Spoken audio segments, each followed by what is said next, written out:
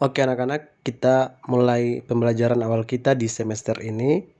Kita lihat bab 1 yaitu limit fungsi. Subbabnya ada dua bagian. Bagian A yaitu limit fungsi trigonometri di suatu titik, dan bagian B yaitu limit di ketak hinggaan. Oke, kita lihat bagian A yaitu limit fungsi trigonometri di suatu titik. Nah, contoh limit fungsi trigonometri di suatu titik dalam kehidupan sehari-hari yaitu tekanan darah orang dewasa normal adalah 120/80 mm hidrogenium.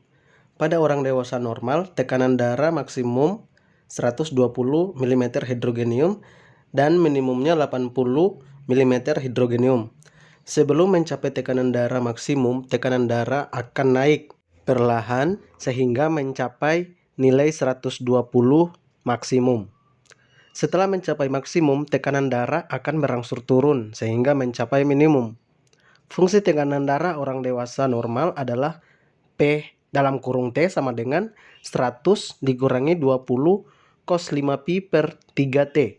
Dengan T adalah waktu ke T detik pada saat pengukuran tekanan darah. Nah, anak-anak bisa lihat grafik yang di samping. Nah, dari grafik itu ada dua pertanyaan. Bagian A yaitu berapakah tekanan darah orang dewasa normal pada waktu mendekati 3 detik? Oke, kita lihat grafiknya. 3 detik berarti 120. Pertanyaan kedua, berapakah tekanan darah orang dewasa normal pada waktu mendekati 6 detik? Kita lihat grafiknya. 6 berarti 80. Oke, kita lanjut bagian yang pertama yaitu konsep limit fungsi trigonometri. Nah, perhatikan beberapa bentuk limit dengan X dalam radian berikut ini. Bagian A yaitu limit X mendekati 2pi, X pangkat 2 kurang 2 per X. Bagian B yaitu limit X mendekati 0 sin X. Bagian C yaitu limit X mendekati pi per 2 tangen X. Bagian D sin pi limit X mendekati 1 X pangkat 2. E cos 2X limit X mendekati 0 X. Bagian F yaitu limit X mendekati 0 X per sin X. Bagian G yaitu limit X mendekati 0 tangen X per X. Nah, dari beberapa bentuk limit di atas, anak-anak bisa menentukan mana yang merupakan bentuk limit fungsi trigonometri dan mana yang bukan merupakan bentuk limit fungsi. Nah, perlu diketahui dulu limit fungsi trigonometri itu memuat fungsi trigonometri sebagai fungsi yang dikenai operasi limit. Oke, di situ Pak Guru sudah kasih mana yang merupakan bentuk limit fungsi trigonometri dan mana yang bukan merupakan bentuk limit fungsi. Kita lanjut nomor 2 yaitu nilai limit fungsi trigonometri. Nah, pada kelas 11 kalian sudah mempelajari limit fungsi aljabar di suatu titik. Limit fungsi di suatu titik itu dapat ditentukan dengan memperhatikan kecenderungan nilai-nilai di titik tersebut. Nah, coba perhatikan tabel nilai fungsi Y sama dengan sin X untuk X dalam satuan radian berikut. Kita gunakan P sama dengan 22/7, maka pi per 2 sama dengan 22/14 sama dengan 1,571428571 dan seterusnya. Nah, dari tabel yang kita lihat ini untuk nilai X yang mendekati pi per 2 sama dengan 22/7 per 2 sama dengan 1,571428571 dari kiri. Nah, nilai fungsi Y sama dengan sin X makin mendekati 1. Limit X mendekati pi per 2, sin X sama dengan 1. Nah, itu disebut dengan limit kiri ya. Nah, sekarang kita terlihat dari nilai X mendekati pi per 2 dari kanan, yaitu nilai fungsi Y sama dengan sin X makin mendekati 1. Nah, kalian bisa lihat tampilan grafik fungsi Y sama dengan sin X ini ya.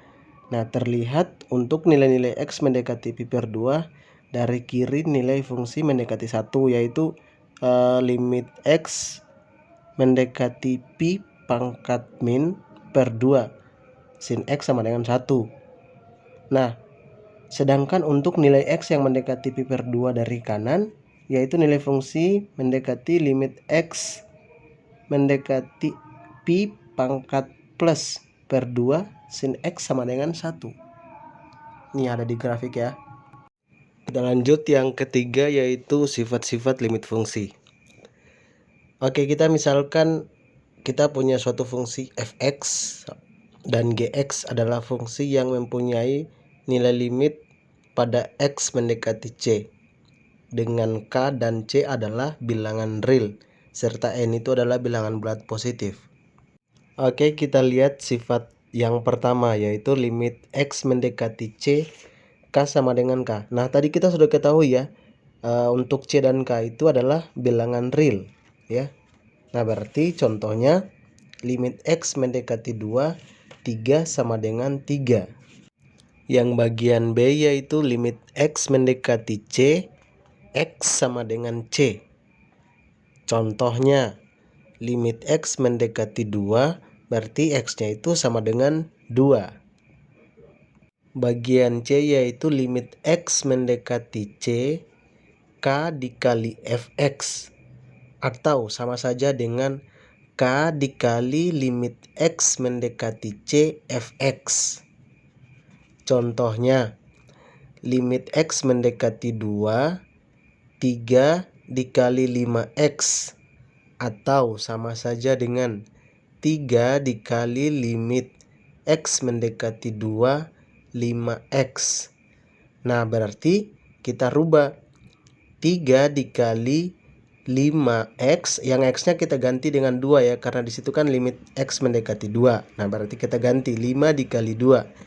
Jadi 3 dikali 5 kali 2 10, 3 dikali 10 sama dengan 30. Oke, kita lanjut bagian D yaitu limit x mendekati c, fx ditambah gx, atau sama saja dengan limit x mendekati c, fx ditambah limit x mendekati c, gx. Contohnya, nah itu salah soal jadi Pak Guru lagi tempel yang baru. Nah, di situ limit x mendekati 5, 2x ditambah 3x. Atau sama saja dengan kita bisa buat limit x mendekati 5, 2x ditambah limit x mendekati 5, 3x. Nah, kita selesaikan ya. 2. Kita lihat di situ limit x mendekati 2x berarti 2x, x-nya mendekati 5 berarti kita akan langsung tulis 2 dalam kurung 5 ditambah yang sana juga 3x. Nah, berarti 3 x-nya mendekati 5 berarti 3 dikali 5. Berarti 2 kali 5 10, 3 kali 5 15, 10 ditambah 15 25.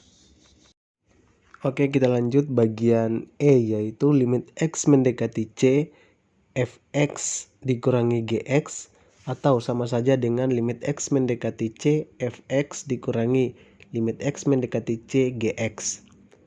Contohnya limit x mendekati 4, 5x dikurangi 2x, atau sama saja dengan limit x mendekati 4, 5x dikurangi limit x mendekati 4, 2x.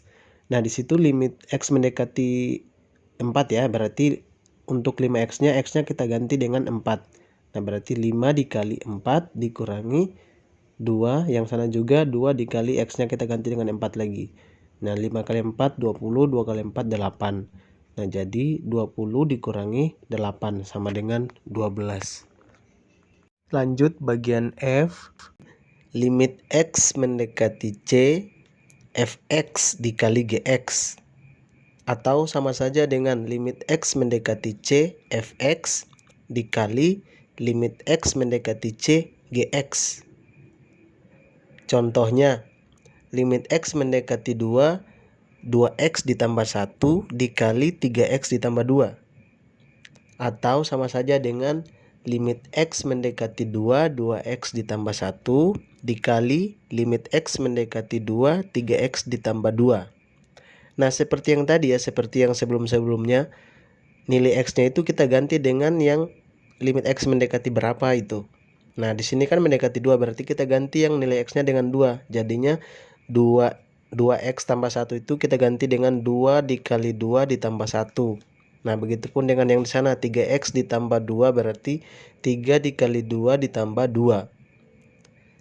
2 kali 2 4 tambah 1 5.